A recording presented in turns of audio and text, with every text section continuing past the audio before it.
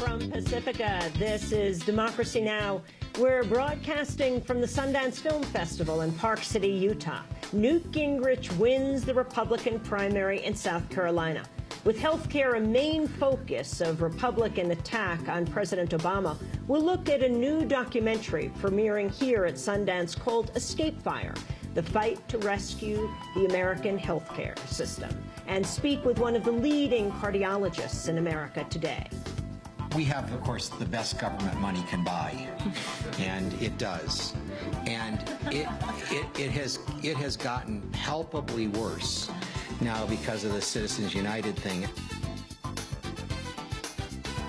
We'll speak with Dr. Stephen Nissen, one of the leading cardiologists in the country today, a fierce critic of the pharmaceutical industry. Then, as Newt Gingrich attacks President Obama as the food stamp president, we look at Finding North, the new documentary on the silent crisis of hunger in America today. I'm struggling so much every day to be able to even feed my kids. Hunger isn't just someone in Africa that's real skinny and you can see their ribs. It's right here in the United States. We'll speak with Raj Patel, author of Stuffed and Starved and The Value of Nothing. All that and more coming up.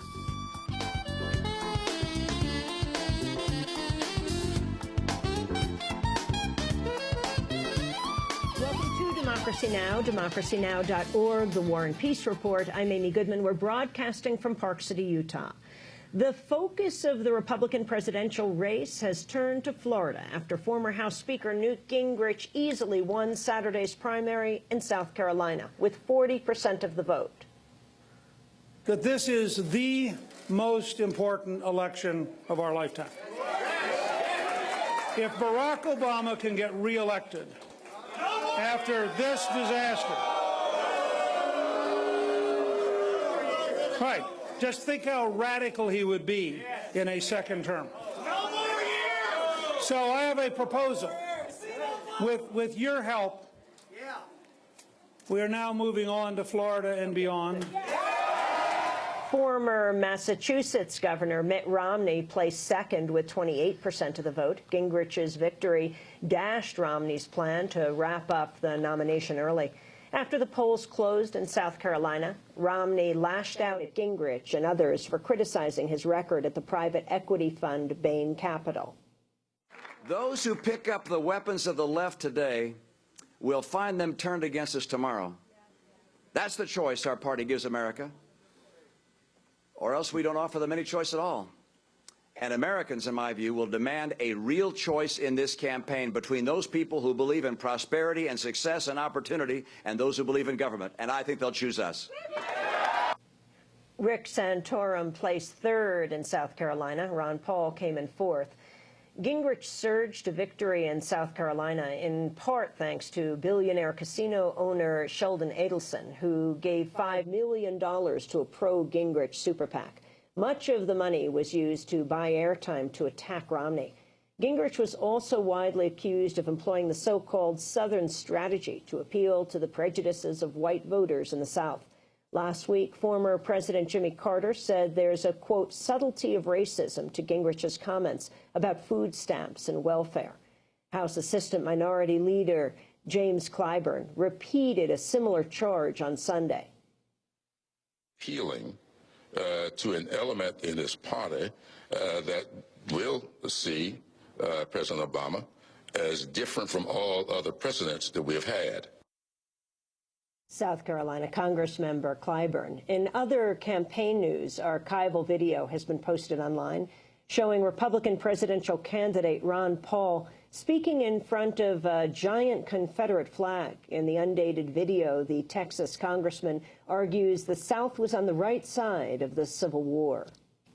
The country was led to believe, and every one of our public schools since then have preached and harped and pounded it into our kids that the only issue that was involved was slavery.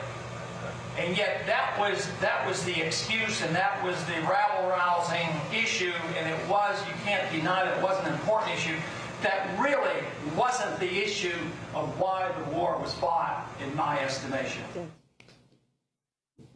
In other news, a U.S. drone strike in Somalia has killed a man from London accused of being a commander of the militant group al-Shabaab.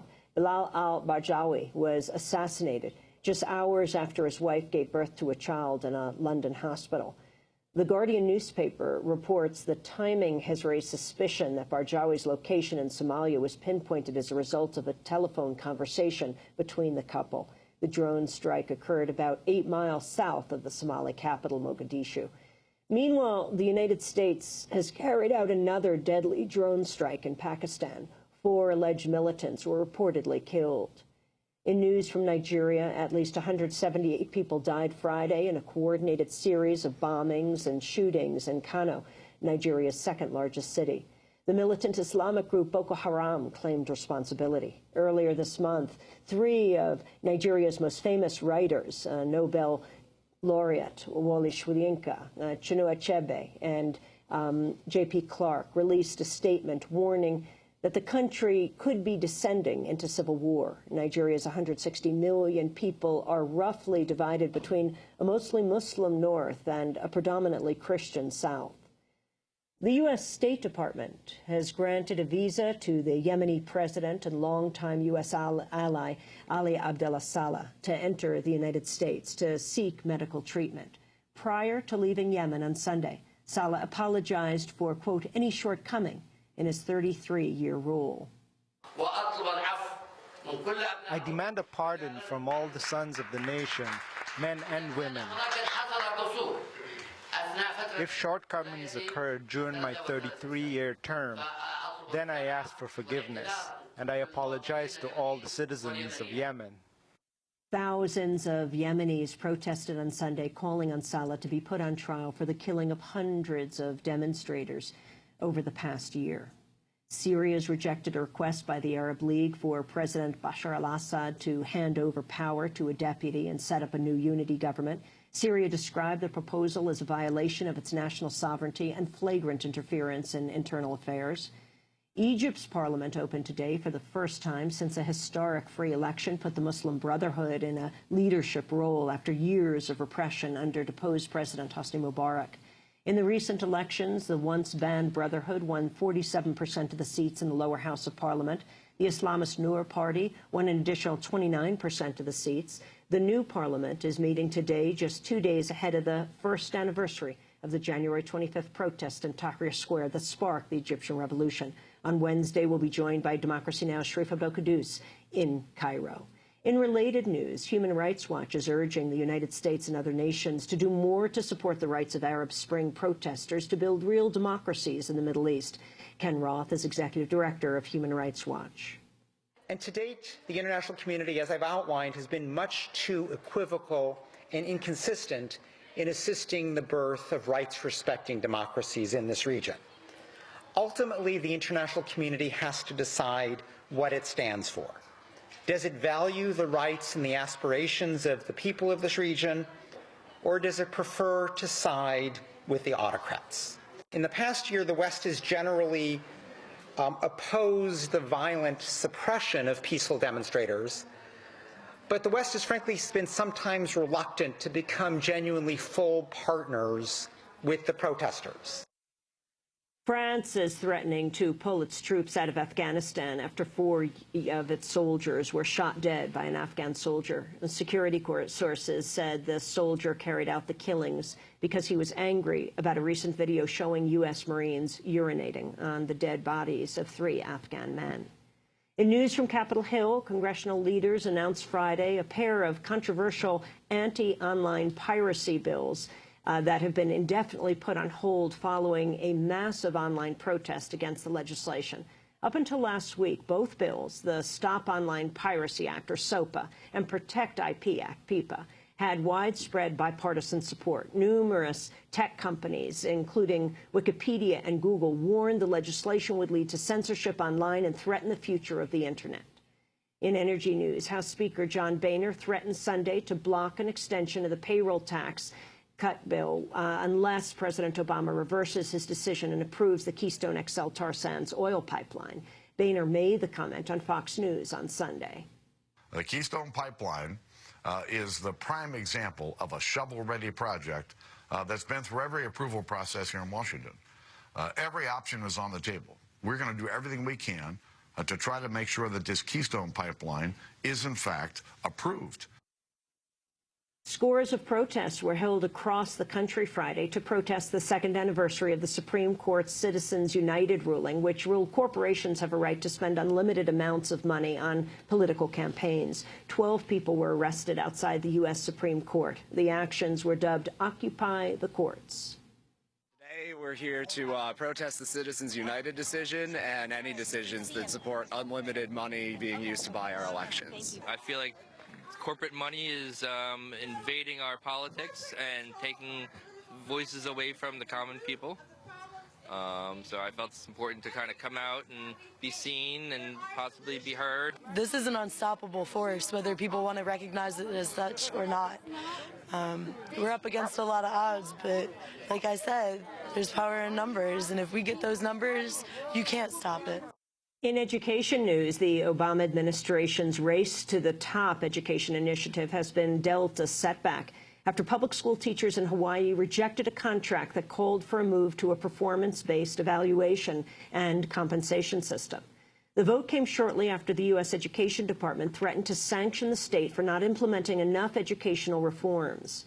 The Environmental Protection Agency has agreed to begin delivering fresh water to 4 homes in northeastern Pennsylvania, where water wells have been contaminated by the natural gas drilling technique known as fracking. Some of the water was found to be polluted with cancer-causing arsenic and synthetic chemicals. Meanwhile, a New York man named Patrick McElligott has entered his 8th day on hunger strike against fracking. McElligott is expected to speak today at the Hydro-Fracking Day of Action in Albany, New York. Democratic Congresswoman Gabrielle Giffords of Arizona has announced she'll step down this week from Congress. Giffords was shot in the head last year in a shooting spree that left 6 people dead in Tucson. Congressmember Giffords made the announcement in a video message posted on YouTube. Thank you for your prayers and for giving me time to recover. I have more work to do on my recovery, so to do what is best for Arizona, I will step down this week. I'm getting better. Every day, my spirit is high. I will return. And the Grammy Award-winning R&B singer Etta James has died at the age of 73. And those are some of the headlines. This is Democracy Now!, democracynow.org, the War and Peace Report. I'm Amy Goodman. We're broadcasting from Park City, Utah, home of the Sundance Film Festival, the nation's largest festival for independent cinema. And we thank our host, Park City